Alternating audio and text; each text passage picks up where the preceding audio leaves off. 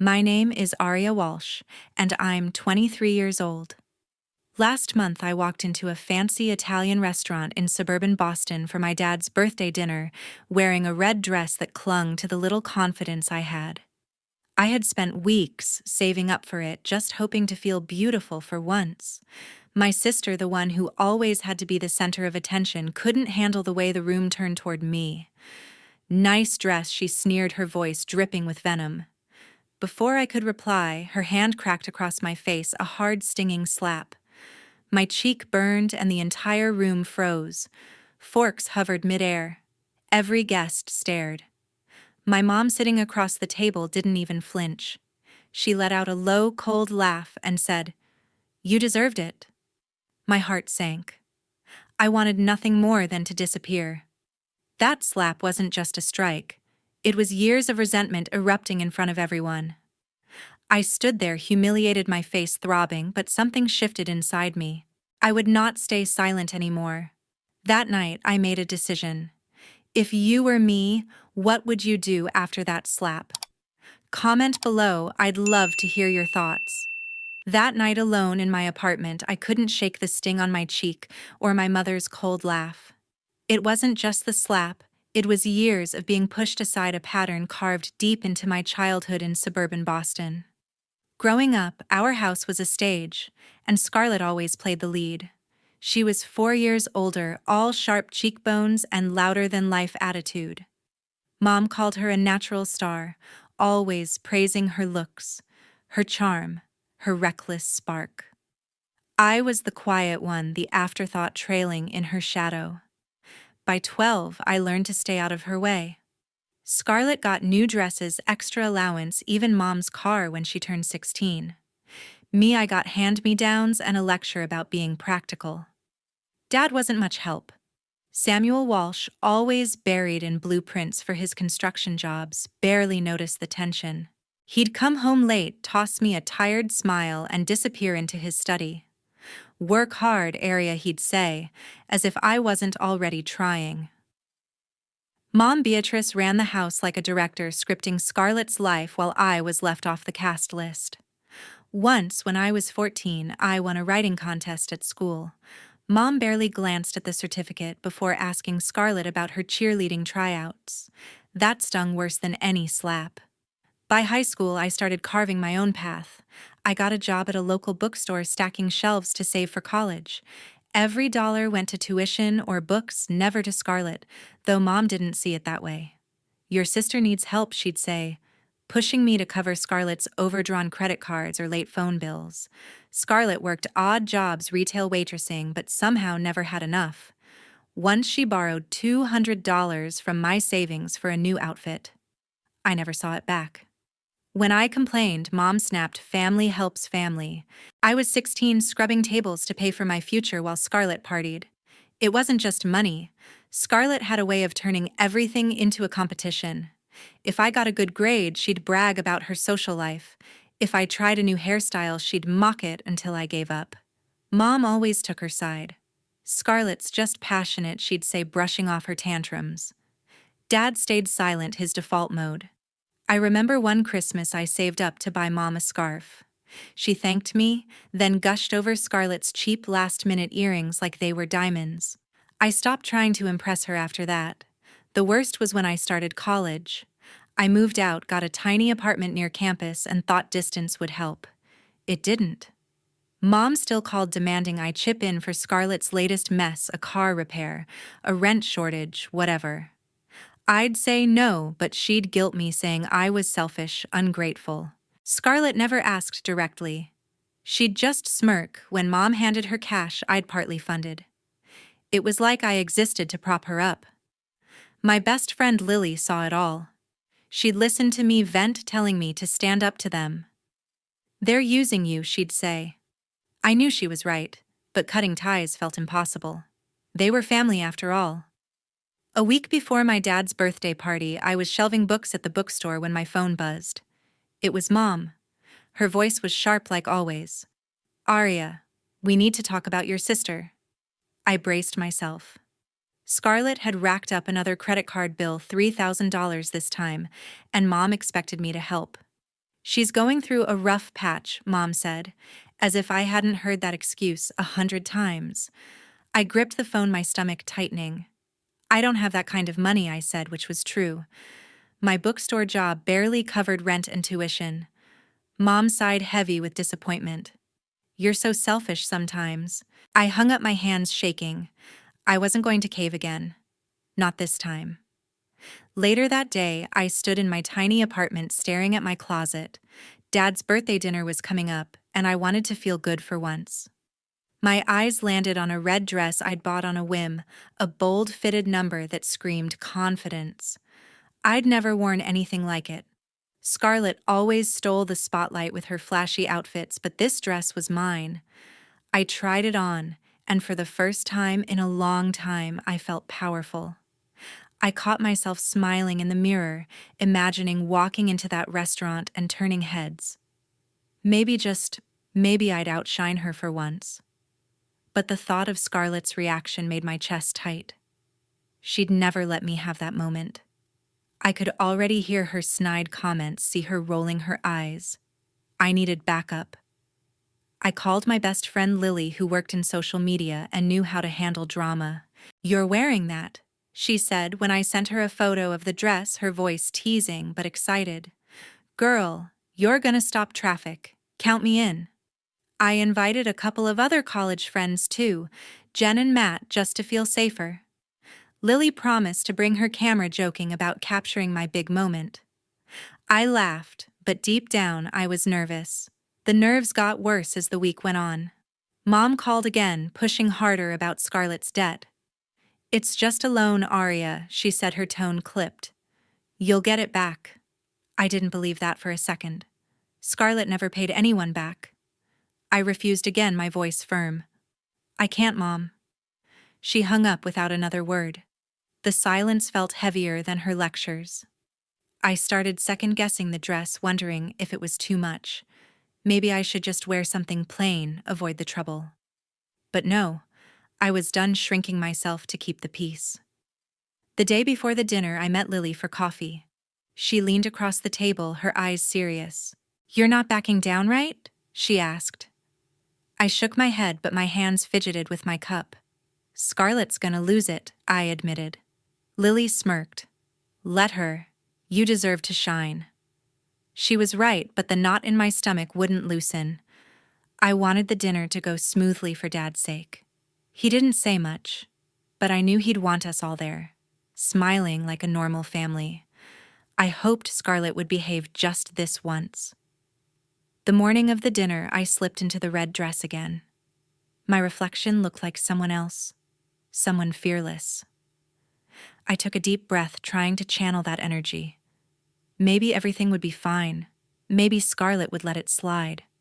I stepped into the Italian restaurant, my red dress glowing under the soft chandelier light. The private room buzzed with laughter, clinking glasses, and the warm aroma of garlic bread. Dad's birthday dinner was alive with family, friends, and neighbors, all gathered around long tables draped in white linen. I felt every gaze lock onto me as I walked in, my heart racing but my chin high. For the first time in years, I wasn't fading into the background. Lily, stationed near the bar, flashed me a quick nod, her phone already out, ready to snap photos. Jen and Matt. My college friends grinned from their seats, whispering how bold I looked. Their support eased my nerves, and I dared to hope the night might go smoothly. Then Scarlett's voice sliced through the chatter. Wow, trying to steal the spotlight, huh? She said, loud enough to turn heads. Her smirk was razor sharp, her eyes raking over my dress with disdain. I ignored her, focusing on Dad's quiet smile as he unwrapped a gift, a tie from a cousin. But Scarlett wasn't done. She leaned across the table, her wine glass tilting dangerously. That dress is a bit desperate, don't you think you're trying too hard? A few guests shifted awkwardly, their forks pausing. I swallowed hard, forcing a calm smile. Thanks for the opinion, I said, keeping my voice even despite the heat rising in my chest. The conversation picked up again, and I thought I'd dodged her venom. Then Mrs. Thompson, an older neighbor with a kind face, leaned over. Aria, you look absolutely stunning in that red, she said, her voice warm. Others joined in a cousin, an old family friend, their compliments stacking up like bricks. I blushed, murmuring thanks, my confidence flickering to life. Scarlett's face twisted, her jaw tight. She slammed her glass down, the sharp clink silencing the table. "Oh, please," she snapped. "You're all acting like she's some runway star." Before I could blink, her hand whipped up and slapped me hard across the face. My cheek burned like fire, and the room went dead quiet. Gasps rippled through the crowd. My vision blurred, not from the sting but from the weight of every stare piercing me. Mom didn't flinch. Beatrice sat there, her lips curling into a cold, mocking chuckle. "You had it coming," she said, her voice cutting through the silence like a blade. Those words hit deeper than Scarlett's hand tearing open years of being dismissed. Dad averted his eyes, sipping his drink, his silence louder than any argument. I wanted to scream, to bolt from the room, but my feet stayed glued to the floor, my face throbbing, my pride shattered. Lily's eyes locked on mine, wide with shock. Her phone still raised. Jen and Matt froze their phones out too, capturing the moment. Whispers spread as more guests pulled out their devices, their lenses aimed at me like spotlights. I touched my cheek, the heat pulsing under my skin. Scarlett leaned back, her smirk triumphant, as if she'd reclaimed her throne. But she was wrong. Those phones, those photos, they weren't just evidence of her cruelty. They were proof of everything I'd endured: her jealousy, Mom's favoritism, Dad's indifference. My whole life I'd swallowed their insults, their demands, their control, always hoping for a scrap of fairness. That hope died with her slap. My hands trembled, not from fear but from a fire I hadn't felt before. Those photos weren't just pictures. They were my weapon. I wasn't going to stay silent anymore. Back in my apartment, I sat on the couch with Lily, my cheek still stinging from the slap. The photos from the dinner glowed on her phone screen, Scarlett's hand mid-swing, my shocked expression, Mom's smirk in the background. Lily's eyes were fierce. "We're not letting this go," she said, her voice steady. I nodded, my anger outweighing the humiliation. Those images weren't just proof of a slap. They were a window into years of being pushed down. I was done hiding. Lily, with her social media savvy, took charge. "We need a hashtag," she said, typing furiously. "Something sharp, something that sticks." We settled on red alert, bold like my dress and a signal of the truth I was about to unleash. I opened my laptop, my hands trembling as I drafted a post. I uploaded the clearest photo, the one showing Scarlett's sneer and Mom's cold amusement. The caption poured out of me: "This is what happens when you dare to stand out." My sister slapped me at my dad's birthday dinner because I wore a red dress. My mother laughed and said I deserved it. This isn't just one night, it's years of favoritism and control.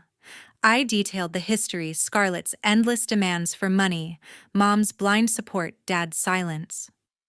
I didn't hold back, naming Scarlett and Beatrice directly, my words raw but honest.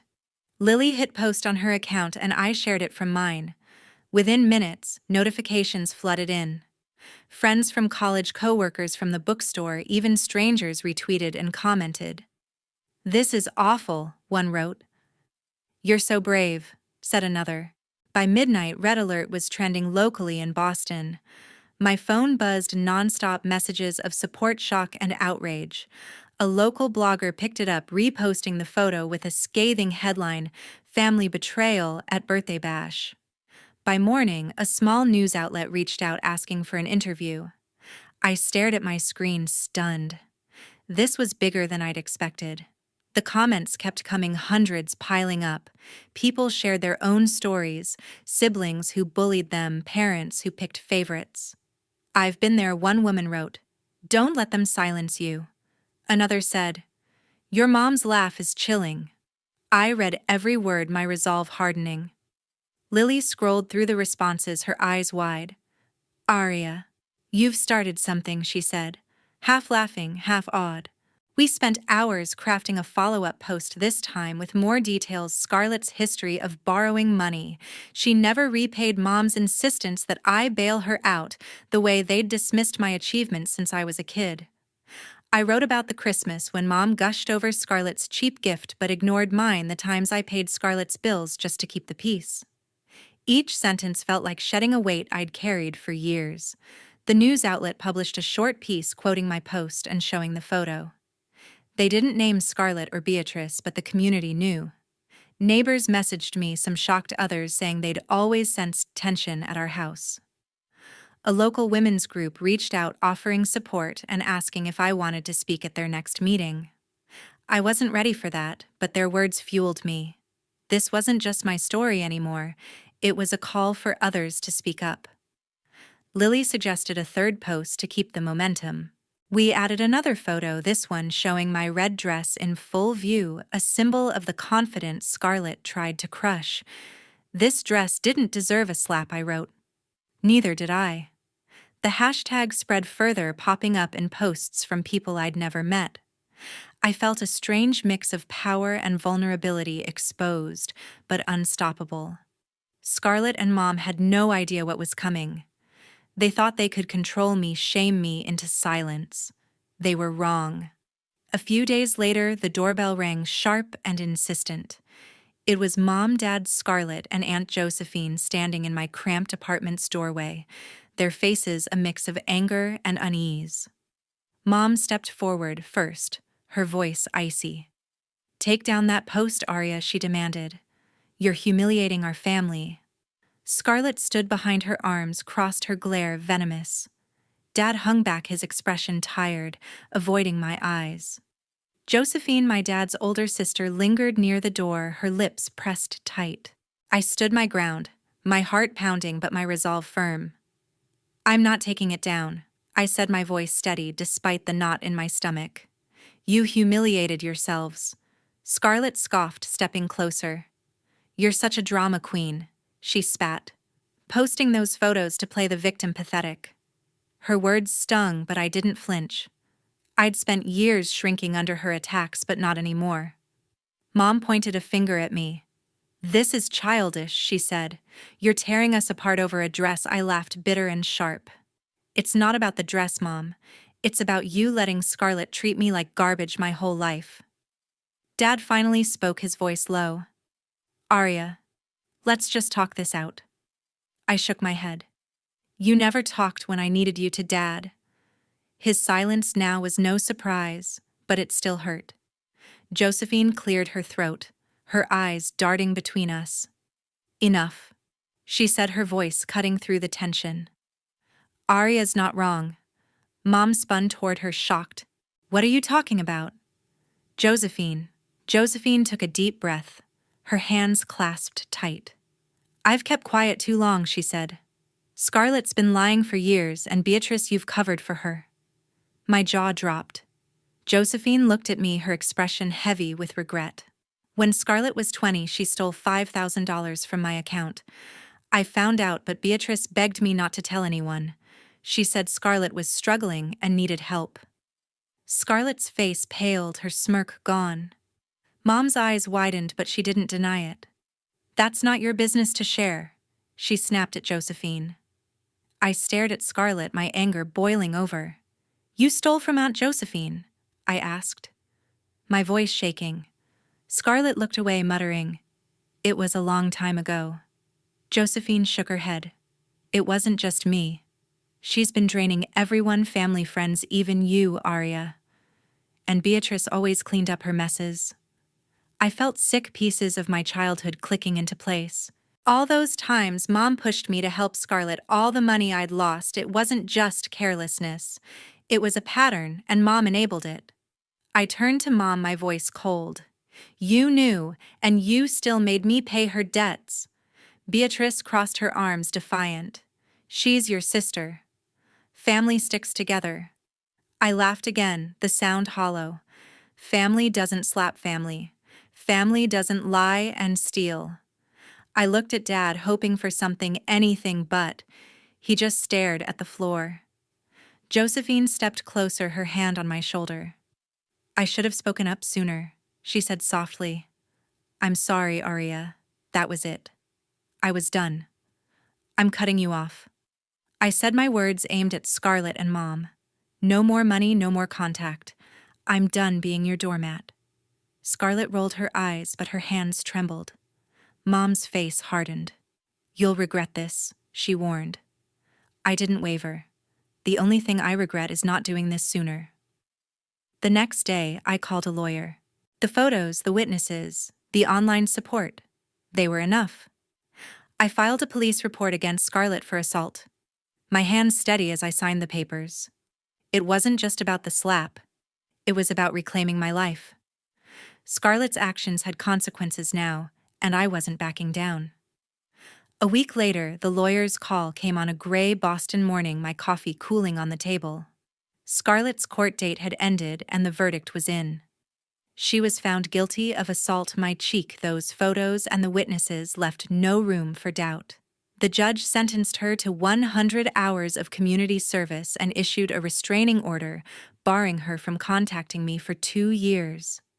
I exhaled, a weight lifting off my chest. It wasn't just about the punishment, it was about justice, about Scarlett facing consequences for once.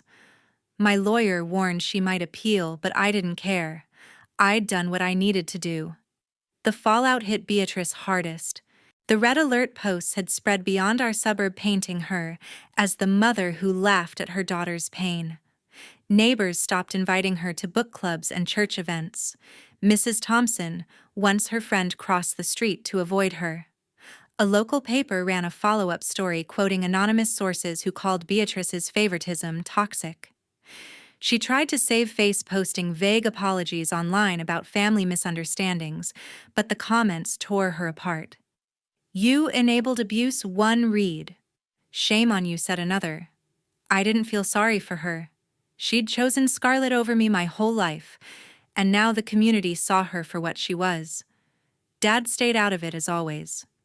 Samuel called once, leaving a voicemail about wanting to move forward. I didn't call back. His silence during my childhood, his absence when I needed him most, spoke louder than any words. Aunt Josephine reached out, though. She sent a long email apologizing again for staying quiet about Scarlett's theft. I thought I was protecting the family, she wrote. I was wrong. I replied, thanking her for speaking up when it mattered. We weren't close, but her honesty meant something. With Scarlett and Mom out of my life, I felt lighter, like I could finally breathe. I threw myself into my bookstore job, picking up extra shifts to save for a better apartment. Lily was there, every step helping me decorate my current place with thrift store finds and bright curtains. This is your space now, she said, hammering a nail for a photo frame. I smiled, feeling a spark of pride.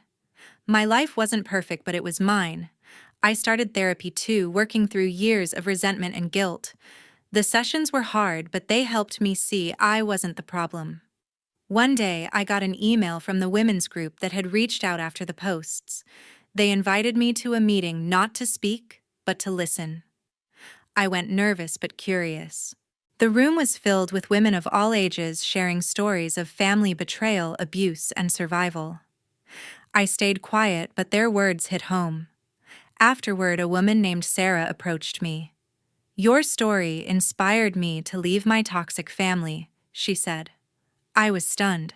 That night, I joined the group's volunteer program, helping organize support meetings for victims of domestic violence. It wasn't much, just handing out flyers, setting up chairs, but it felt right. I wasn't alone, and neither were they. Looking back, I realized the red dress wasn't just fabric. It was a choice to stand up, to be seen, to refuse to be small. Scarlett's slap, Mom's laugh. Dad's silence, they thought they could break me. They didn't. Exposing their truth cost me my family, but it gave me something better: self-respect. I learned that loyalty to people who hurt you isn't strength. It's a trap. The real strength is walking away, speaking out, and building something new. I still keep that red dress in my closet. It reminds me who I am.